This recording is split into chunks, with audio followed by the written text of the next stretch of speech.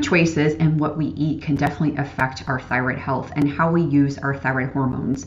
I wanted to go over with you what an elimination diet looks like and how eliminating food sugars can actually improve our thyroid health.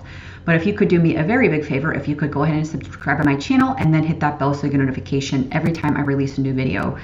So first of all, I want to go over with what actually is an elimination diet. Now, I'm going to use the word diet loosely because I actually do not like to have my clients so-called go on a diet. But there's a lot of different words out there that are being used for elimination diet. And I use the word diet because when we think about diet is temporary. An elimination diet is definitely temporary. You don't do that for very long term. In fact, most elimination diets I typically recommend for about 30 days, and then you can do a reintroduction, which I'll go over in a little bit here, how we do that. But when we think about food triggers, there are a lot of foods that can be very inflammatory for our thyroid.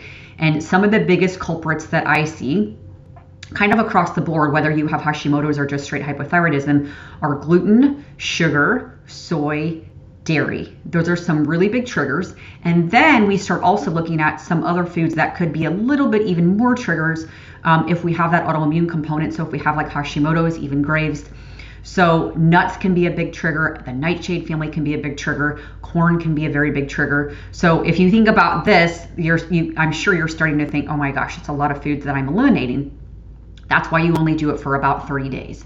And then you do a reintroduction. So across the board, when I am making a recommendation, kind of just a general recommendation for all of my clients that I want things eliminated, I'm always going to go with those so-called more inflammatory foods. So it's going to be sugar, soy, dairy, gluten. I'm going to get those out right away because to me, kind of across the board, I think everyone needs to eliminate those. Now, the other ones that I mentioned that can be some triggers for people with autoimmune connection. I personally do not have a ton of thyroid antibodies. I don't have so-called Hashimoto's. However, there are still foods, even in the nightshade family, that can be a trigger for me sometimes. So I have to be very careful with how I'm having those. But when we do a full-blown elimination, like I mentioned, cut out all the things that I had mentioned already. That's what we consider an elimination diet. You do that for 30 days. When you do a reintroduction of any food, and that goes for anything, even if you're not doing the so-called elimination diet, when you do a reintroduction, you do one food at a time. And the reason we do that is because if you do 2 or 3 different foods and you have a symptom or something comes up, you're not going to know which one did it. So you do a reintroduction. You will have that food 3 times a day for 3 days in a row. And this is a very, very important piece here, because you need enough of that getting into the system to see if you're going to have a trigger. So 3 times a day for 3 days in a row. It can be a big amount, it can be a small amount. Then you wait a few days because you want to see what happens. And so you can see how when you do a reintroduction of things, how that might take a while when you are doing a reintroduction because you're doing it very, very slowly. So the other thing I have people do is take a food log. You will write down when you start doing a reintroduction.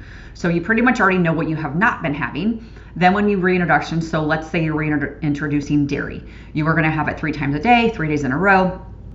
For 2 days, you're going to write down anything that comes up symptom-wise. It could be a headache, it could be a gut thing, it could be a skin thing, like you name it. If something comes up, you write it down and then you pay attention. If that happens, if you have something that comes up that you normally don't get, then or you haven't had in 30 days, the last 30 days from cutting it out, that food is a trigger for you and you keep it out, okay? So for me personally, this is what happens with gluten. I never reintroduce gluten. That's actually, out of all the reintroduction of foods, if you have thyroid disease, I typically don't recommend to ever reintroduce gluten. It's probably always going to be a trigger. It's too inflammatory. It does not help the thyroid. So out of all the things that we reintroduce, that's the one that I do not recommend reintroducing. All the other foods can definitely be reintroduced at some point. But again, taking it out for 30 days, you're giving your body time to just calm down. There's less inflammation going on then. It just really goes a long way when we try it that route. But like I mentioned, when we do a full-blown elimination, we are only doing it for 30 days. Now, I do work with some clients where I get their test results back and we see that, you know what, it's not that bad. You need to just eliminate the main triggers, gluten, sugar, soy, dairy, those sorts of things. But nightshades you're probably going to be okay with. The nut and seed family you're probably going to be okay with, maybe even corn. things like that, I may have them still stay on that.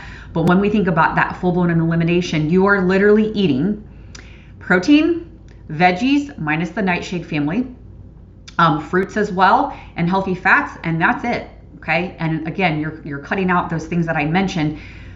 Now, like I also said, if this becomes a problem where you are doing this elimination and it's become so restrictive that it's triggering you and you end up going off the rails, that is not your thing to do. And that's why I mentioned it is very temporary. You do not do elimination where you're doing a full-blown elimination forever and ever and ever for a very long time. It's really hard. It's hard to stick to. It can cause a lot of binge eating, food disorder things, those types of things. And so we don't want to create that.